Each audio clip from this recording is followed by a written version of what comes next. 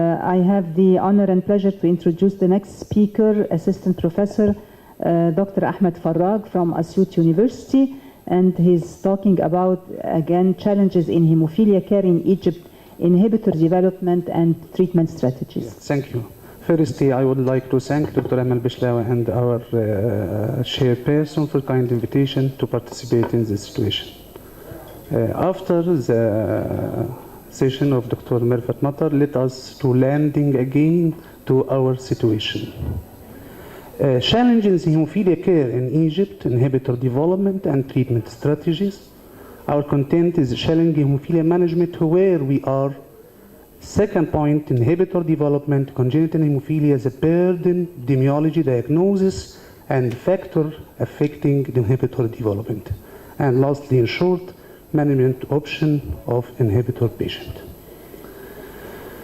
Our patient of hemophilia actually need new approach is required, especially with limited resources. From the total number of population, about 5,000.7 have hemophilia, 4.6 have hemophilia A, and the remaining 1,000 have hemophilia B.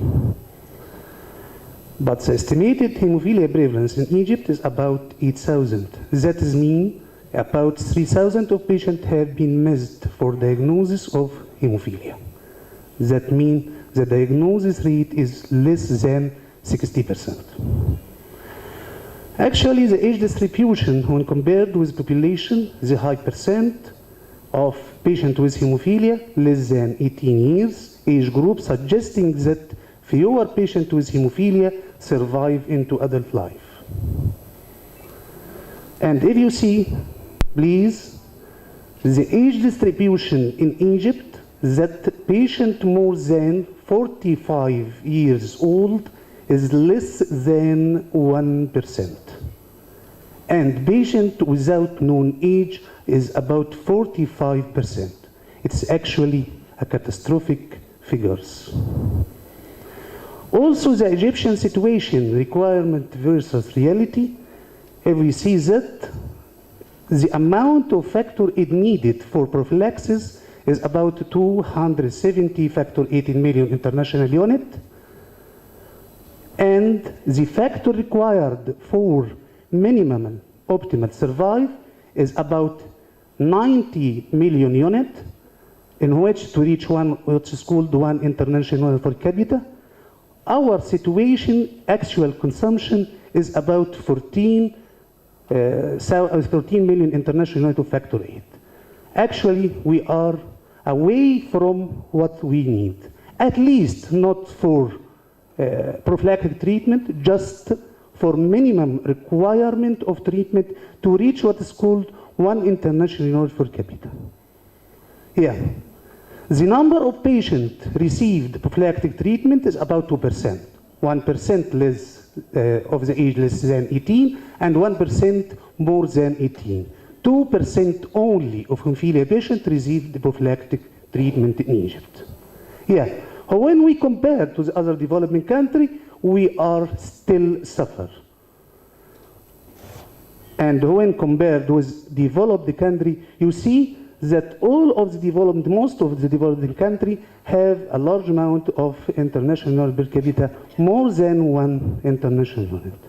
So the mean global per capita factor 8 usage in most population is about 2.2. And so this difficulty due availability of diagnostic capability, providing access to care to all patients, low socioeconomic level, and the availability of factor replacement. The next point, in short, also, inhibitor development in congenital hemophilia. Inhibitor is an alloantibody directed against factor 8 or factor 9, either endogenous or exogenous factor 8 or 9.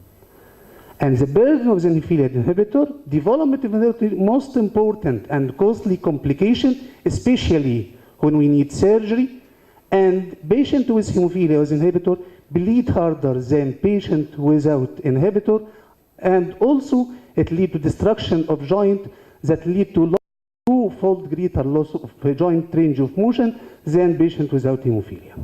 Also, the financial impact of hemophilia with inhibitor is 5 times more than patient without the inhibitor. Also, inhibitor development can affect mobility, self-care, daily activity, pain, discomfort, and even anxiety and depression to a significant value.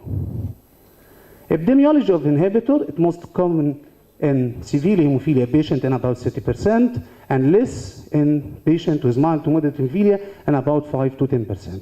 Here, in severe hemophilia mostly reported below the age of 3, and mild and moderate hemophilia in age of 30, and more commonly within 50 exposure day and less after 200 exposure day.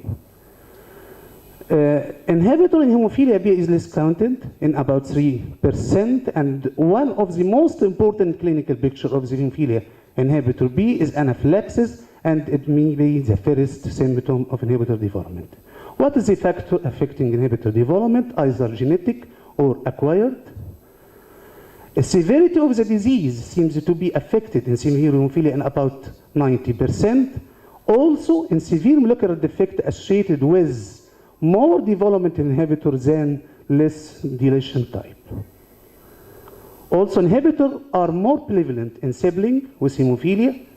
Presence of inhibitor or absence of inhibitor concordance between sibling is about 78%, but actually, if it is genetically based, the monozygotic twin should be, if inhibitor development is purely genetic, be the same phenotypically, but actually it is not present. So the non-genetic factor affecting the inhibitor development must be suspected.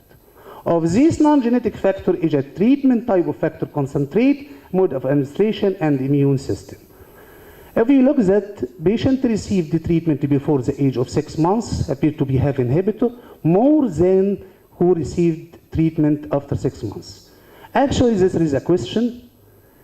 It is better to avoid any surgical intervention, even circumcision, before the age of 6 months and must be delayed after 6 months. This is a question to me. I think, according to the figure, it is better to avoid this hemophilic patient before 6 months. Yeah. Also, type of treatment, there are conflicting issues about the type of treatment associated with inhibitors, say plasma-derived factor 8 containing volobrand factor in comparison with recombinant factor 8. This need well-defined cohort to study to describe the difference between the items. Also, the mode of administration, that's continuous infusion, appear to be have inhibitor even with mild hemophilia, and this is suspected due to prolonged contact with plastic device. A new emerging concept is a danger signals, which is depending on the infection, vaccination, stress, and damage. And so, the current research suggests that development of inhibitor result of complex interaction between patient immune, systemic, genetic, and environmental risk factor. From this World Federation guideline, it is better for all patients going to do surgery before and after surgery to screen for inhibitor. And any patient receive treatment more than 5 days, better to do inhibitor. And any patient treatment failure in previously responsive patient. A diagnosis and classification of inhibitor depending on the prolonged EBTT that can be corrected after mixed nest. Besides the unit, it is besides the unit that is mean reduce the factor activity level by 50%. For example, if you give 100 unit, in absence of inhibitor, the amount of that reached blood is 100 unit. In presence of one besides the unit, the amount reaches about 50 units. Classification, either low titer or high titer, and can be also classified into low responder and high responder, below and above 5 besides the unit. Persistent, high responder inhibitor tend to be persistent, and the low responder inhibitor may be transient. Guidelines of management of inhibitor, shortly. Acute management, control of bleeding episodes, and long-term strategy, ITI, or immune tolerance induction. For patients with low titer and low responder inhibitor below 5 besides the unit, can be overcome by large amount of factor 8. For example, if we wanted to raise a level by 50%, in patient have 2 pieces the unit, you must give 50 unit per kg to neutralize this inhibitor. In addition, you give 25 unit per kg to achieve factor 8 level to 50%. So the total dose is 75 unit per kg. But in high titer, high responder inhibitor must treat bypassing agent. Another method that can be used, by the way, the mechanism of action of bypassing agent is the formation or thrombin generation. You must give recombinant factor 7 within 5 to 10 minutes before surgical intervention to form clot within 24 minutes. Another method can be used plasmapheresis and immunoadsorption. Actually, the experience with plasmapheresis is limited as you need large amount of plasma to be exchanged. This is very difficulty in patient with high titer inhibitor and then replaced with factor 8 concentrate. A more efficient technique is what is called plasma extracorporeal adsorption, that is dependent that presence of protein A from Staphylococcus aureus. This protein A react with immunoglobulin, mostly immunoglobulin G type 4 in patient with hemophilia inhibitor and lead to reduce of inhibitor level. This method, either plasmapheresis or immunoadsorption, must be used if recombinant factor 7 or EBCC failed or to provide hemostasis in a DIC patient. Lastly, ITI, many type of protocol. Actually, no consensus on the recommended ITI protocol. It is expensive with variable success rate. If we get success after immune tolerance induction, continue factor 8 prophylaxis. If you get failure after immune tolerance induction, give on-demand therapy and to less extent prophylactic treatment. Take-home message, patients with hemophilia need more care, especially in presence of inhibitors. Thank you.